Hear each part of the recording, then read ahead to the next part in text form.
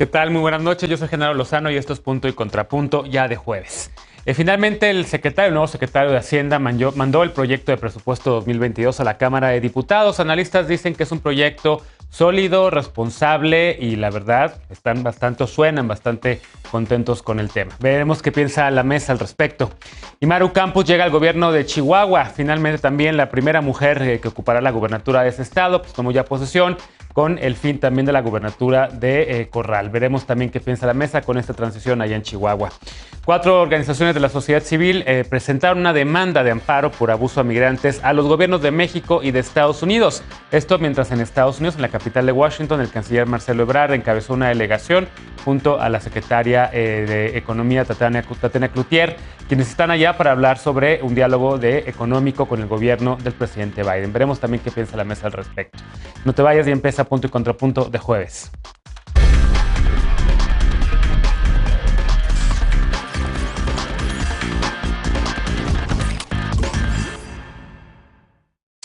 Ayer el secretario de Hacienda, Rogelio Ramírez de la O, presentó el proyecto de presupuesto para 2022, un presupuesto que tiene 3 ejes principales, así lo dijo. El primero, reforzar los apoyos para el bienestar. El segundo, apoyar los grandes proyectos de infraestructura. El tercero, favorecer la estabilidad y la solidez de las finanzas públicas. Veamos el contexto. Este miércoles, el secretario de Hacienda, Rogelio Ramírez de la O, entregó el paquete económico 2022 a la Cámara de Diputados. Ramírez de la O dijo que la propuesta se hizo bajo los principios de austeridad, racionalidad y eficiencia en el gasto. Garantizó que habrá recursos para atender la pandemia. El presupuesto para el sector salud tiene un incremento del 15% real. El próximo año, el gobierno federal espera incrementar en 7.5% sus ingresos reales respecto a 2021, lo que significa recibir en las arcas del Estado 6.172 miles de millones de pesos. En cuanto al gasto programable, estima un aumento de 9.6% real. Los mayores aumentos en el presupuesto están contemplados para los programas de bienestar social. El programa para las personas adultas mayores tiene programado un aumento de casi el 40%, mientras que se eliminan tandas para el bienestar y Sembrando Vida tendrá un recorte. También los proyectos regionales detonadores de inversión tienen contemplado un aumento. El Tren Maya, por ejemplo, tiene asignado un 74% más. Y en materia de seguridad, la Guardia Nacional se proyecta con un incremento del 60% a su presupuesto. En materia de impuestos, plantea simplificar su pago y además ni se incrementan ni se crean nuevos impuestos. Aunque el proyecto estima un crecimiento del PIB de 4.1%, esta mañana el presidente López Obrador apostó por un crecimiento de 5%. Punto y contrapunto.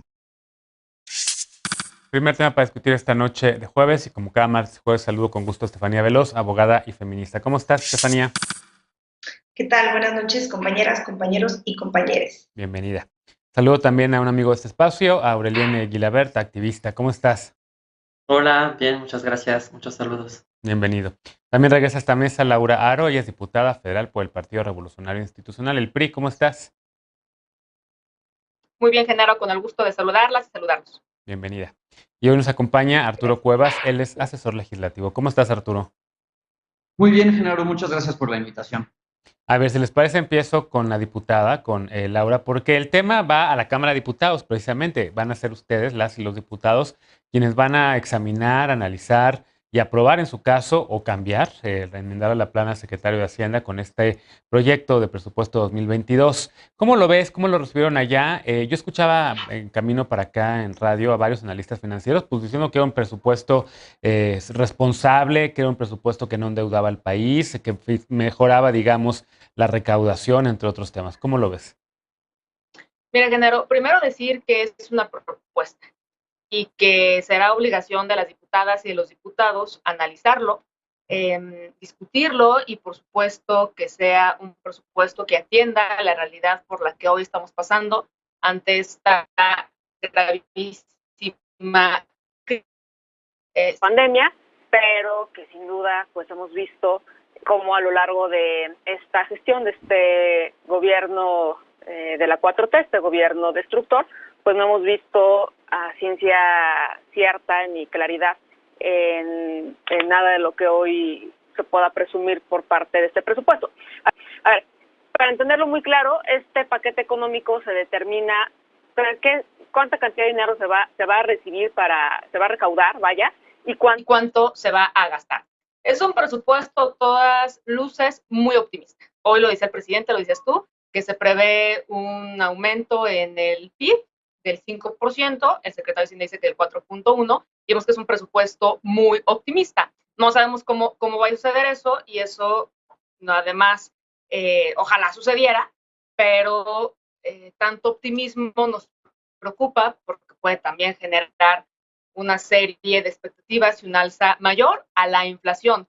Según el Banco de México, el crecimiento económico va a ser, en términos muy optimistas, del 3.5%. Es un presupuesto centralista. Es un presupuesto centralista porque desde el centro se están marcando las prioridades para los estados sin ni siquiera una consulta real a los estados que integramos esta federación. Pues vemos que le falta una visión federalista. Y yo creo que aquí el gran tema sería lo eficiente del presupuesto. Porque si bien hay un aumento en el gasto, en cuestiones que tienen que ver con gasto social, hoy vemos entonces como si hay más aumento al gasto social, hay más pobres en México. Y hay muchas situaciones que nos quedan muy para el análisis, para el debate. Por ejemplo, no es un presupuesto que le abone o que le apueste a la austeridad. Mira nomás, están aumentando en 91,000 millones de pesos el tema servicios personales, es decir, a nómina. ¿Cuánto quedaría? 1.4 billones de pesos. Hay muy poco gasto en cuestiones de inversión pública. De cada peso del presupuesto, solamente 13 centavos se van a ir en gasto público. ¿Y qué es aquí lo más preocupante? Que de todas estas intenciones, estas aparentes buenas intenciones, no hay reglas de operación claras, no se nos dice cuál va a ser, por ejemplo, no hay ningún programa para la reactivación económica, para la distribución de medicamentos. Entonces eso la verdad es que nos tiene muy preocupados y solamente cito un dato, por ejemplo, de la falta de transparencia y de la discrecionalidad con la cual se ha manejado este gobierno de Morena, que previo al proceso electoral el gasto social aumentó en 500%. Eso no puede pasar, a todas luces es irresponsable y es demagogo decir que este presupuesto tiene una visión general, holística, si lo queremos llamar de alguna manera. Insisto, vemos que es muy optimista, que es 100% centralista, y aquí lo importante es que pueda ser un presupuesto que realmente atienda la emergencia sanitaria, y esta es la discusión. Los grandes temas: reactivación económica, salud, educación, reactivación en todos los ámbitos de la vida social, y eso no nos dicen los cómo sucederá. Entonces serán días donde tendremos mucho que discutir. Bien. Y seguramente buscamos y aspiramos a que se enmiende la plana de este presupuesto. En efecto, la Cámara de Diputados, Veloz, tiene el poder del bolsillo, el poder de aprobar o rechazar el proyecto de presupuesto que presente el secretario de Hacienda o la secretaria de Hacienda. Han sido puros hombres, entonces el secretario de Hacienda en turno.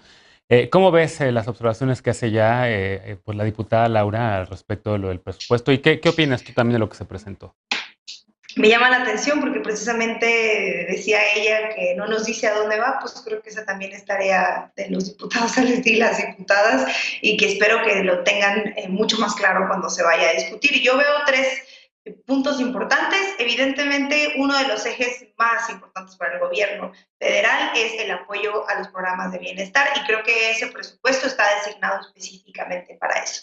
Y evidentemente después vienen pues, los apoyos regionales, que creo que además, bueno, los apoyos a los proyectos regionales, que creo que además están estructurados y basados a partir del crecimiento de proyección de 6%, y que, como dijo el presidente en su informe recientemente, ha tenido un muy buen impacto en el tema de la recaudación fiscal el Estado, y eso también beneficia mucho y se ve en este presupuesto. Ya lo decía el contexto, este aumento en la atención a la salud, que saliendo de esta pandemia, pues no se esperaba menos, pero sí es verdad que creo que también no se están dejando de lado, y era también de esperarse, que todos los megaproyectos que tienen que ver con sustentabilidad, con conexión, estuvieran también muy bien contemplados. Y bueno, el tema de la seguridad, que también sabíamos que iba a ser una de las prioridades. A mí me llama la atención algo, y más allá de los análisis que se pudieran hacer del presupuesto y de la discusión que se tenga todavía que dar por parte de las diputadas y los diputados,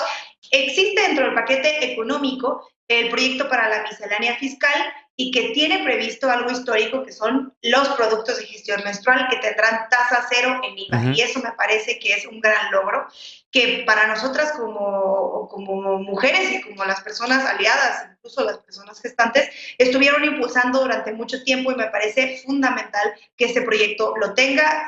Habla muy bien de cómo se pensó, de cómo se creó y por ese lado me parece que va ganando muchos puntos. Tú decías hace un rato, pues parece que todo maravilloso. Y sí, no ha habido muchas quejas, excepto de quienes pretenden quejarse de absolutamente todo. Pero bueno, ya se verá que la oposición tendrá que defender lo que crea pertinente en las discusiones que se harán dentro del Congreso. Por ahora me parece que es un presupuesto pertinente, no hay nada nuevo que no nos hayamos esperado, excepto estas grandes sorpresas, como tiene que ver con los productos de gestión menstrual. ¿Cómo lo ves, Aurelien? ¿Es un proyecto de presupuesto prudente? ¿Es serio, como han dicho algunos? ¿O le ves algunos problemas? Yo, la verdad, lamento que no haya aumento de impuestos. Un gobierno de izquierda creo que sí debería tratar de sacarle más dinero a quien más dinero gana para poder distribuir de mejor manera. Pero bueno, una vez más han preferido ya varios gobiernos a lo largo de los últimos años, pues no tocar la base impositiva, no tocar sobre todo la pirámide, la parte de hasta arriba, de quienes más ganan justamente para tratar de tener una mejor recaudación fiscal, sobre todo para redistribución. ¿Cómo lo ves? Claro, pues primero, Genaro, pues decir que por primera vez es una mujer que entrega el presupuesto, es Victoria Rodríguez, que estuvo también en la Secretaría de Finanzas en la Ciudad de México durante varios años, y a pesar de no tener un gabinete paritario, pues es importante que Victoria pues entregue este presupuesto, ¿no? Yo saludo la estrategia de este gobierno de haber aumentado la recaudación fiscal, y de haberse enfrentado a todas las prácticas de evasión fiscal, ¿no? Que era una tendencia muy fuerte en México. Sin embargo, yo creo que es un proyecto pues demasiado austero. Creo que recoge incluso una visión neoliberal que recoge lo que llamábamos el consenso de Washington, ¿no? Con un desmantelamiento del Estado y una entrega de transferencias directas a la gente para paliar con los efectos negativos del desmantelamiento del Estado. Creo que también ahí pues saludo también lo que dice Estefanía, ¿no? Sobre la incidencia de varias organizaciones de la sociedad civil que lograron quitar este impuesto, ¿no? En materia de higiene para el tema de la menstruación, mencionando a Digna MX, Fundar 50 más 1, ¿no? Que viene de la sociedad civil. ¿Y por qué comento eso? Porque a pesar de esta incidencia, pues seguimos asistiendo a un ejercicio presupuestario bastante autoritario que se limita a una discusión partidista sin involucrar a la ciudadanía, a la sociedad civil, con ausencia de un parlamento abierto, sin perspectiva de género de manera transversal, sin perspectiva de juventudes tampoco, donde pues quien gana pues una visión arcaica y contraria a los compromisos internacionales ratificados en materia energética y de medio ambiente, por ejemplo, con este aumento trascendental a Pemex y a la CFE, ¿no? Que además, pues en el 70% de los casos de los gastos de Pemex, pues se trata de pensiones y de costos de la deuda que tiene este organismo en vez de pues privilegiar la atención presupuestaria hacia la promoción de nuevas energías como lo recomiendan los organismos internacionales. Creo que también, pues ahí en la Secretaría de Bienestar estamos pues metiéndonos en un gran problema porque no hay análisis. Nuevamente, pues es un aumento del espectro de los beneficiarios de programas sociales donde no sabemos qué va a pasar en materia demográfica para los próximos años para esos programas. Y eso pues va a endeudar muchísimo a México a largo plazo, ¿no? Cuando pues el bono demográfico va a llegar a esos programas sociales, ¿no? Y termino diciendo nada más que me preocupa muchísimo el aumento del presupuesto para la Guardia Nacional, ¿no? Y que pues es el resultado, por supuesto, de la militarización del Estado que debería de preocuparnos. Bien, y también el aumento a prácticamente todos los proyectos de infraestructura. Creo que el Tren Maya tiene más de 70% también de aumento. ¿Cómo lo ves tú, Arturo? ¿Es un presupuesto neoliberal, como dice Aurelien? ¿Qué le ves positivo? ¿Es un presupuesto de izquierda? No, yo veo, muchas gracias, Genaro. Veo el presupuesto, como lo coincido con los analistas, se trata de un presupuesto mucho más. Perdón. No te preocupes. Está fallando mis audífonos, no, disculpa. Una disculpa. Se trata de un presupuesto mucho más social. Incluso si uno ingresa y lee el presupuesto, hace referencia a los objetivos del desarrollo sostenible, a la Agenda 2030, que es trascendental para el gobierno de la República, para el gobierno de México. Y estamos hablando de un presupuesto, o sea, se menciona de los derechos humanos, que es un presupuesto neoliberal que abandona a la gente, pero como bien decía Estefanía, este presupuesto concentra y está tratando de que los derechos humanos se garanticen de manera efectiva en nuestro país. Sí, bien es cierto, es a través de transferencias directas como las pensiones a los adultos mayores, lo cual celebro, porque se les ha mantenido en el abandono a nivel nacional durante mucho tiempo, y este incremento es un pago y una justa retribución a lo que ellos han hecho durante todo el tiempo, pues todo el tiempo en el que no recibieron un salario justo, porque recordemos que durante los últimos 38 años o 36 años, el régimen neoliberal impidió que pues, los salarios se incrementaran sustancialmente, ¿no? A mí sí hay algo, y coincido plenamente contigo, Genaro, es de que este paquete económico, a mí hay algo que me decepciona, y siendo una persona de izquierda debo decirlo, es que no hay un incremento de impuestos y mucha gente diría, no, qué horrible, que bueno, ¿no? Aplaudiría, no se suben los impuestos, pero ¿dónde está este impuesto a la herencia que muchas personas de izquierda hemos estado solicitando y exigiendo ya por más de 5 o 6 años, ¿no? Entonces, es un presupuesto que sí es balanceado, busca detonar el desarrollo del sureste mexicano y de todos los proyectos de infraestructura para generar empleo y bienestar en esas zonas. No busca endeudar al país, busca garantizar los derechos humanos. Celebro, como decía Estefanía, esta perspectiva de género que se incorpora en los productos menstruales, por supuesto, que era una falla que tenía la cuarta transformación en el presupuesto que se aprobó el año anterior. Se busca la recuperación de empleos y la recuperación del crecimiento económico derivado de la pandemia. Sí, se incrementó la pobreza, pero esto ocurrió a nivel global. Entonces, lo que hay que hacer es continuar precisamente con este presupuesto. Sí hay fallas que yo detecto que son importantes de solucionar, y sobre todo, ¿dónde y en qué momento el presidente de la República o la bancada de Morena va a decidir meter el impuesto a la herencia y generar un esquema escalonado del ISR de personas físicas? De acuerdo. Y por cierto, también como punto antes, ahorita te doy la palabra, Estefanía, algo que mencionaba hoy por lo menos en Twitter el vocero de la presidencia, Jesús Ramírez Cuevas, es un punto que también muchos en la oposición, sobre todo en Acción Nacional, estaban preocupados por el tema de los organismos autónomos, que los querían desaparecer, que los querían menospreciar o lo que sea. Pero bueno, aquí hay una información que dice que el gobierno de México no solicitó la reducción de ningún organismo autónomo. El presidente señaló que al Congreso se entregaron los presupuestos entregados por los mismos organismos. Es decir, lo que pidieron los organismos es lo que se está pidiendo al Congreso de la Unión que apruebe.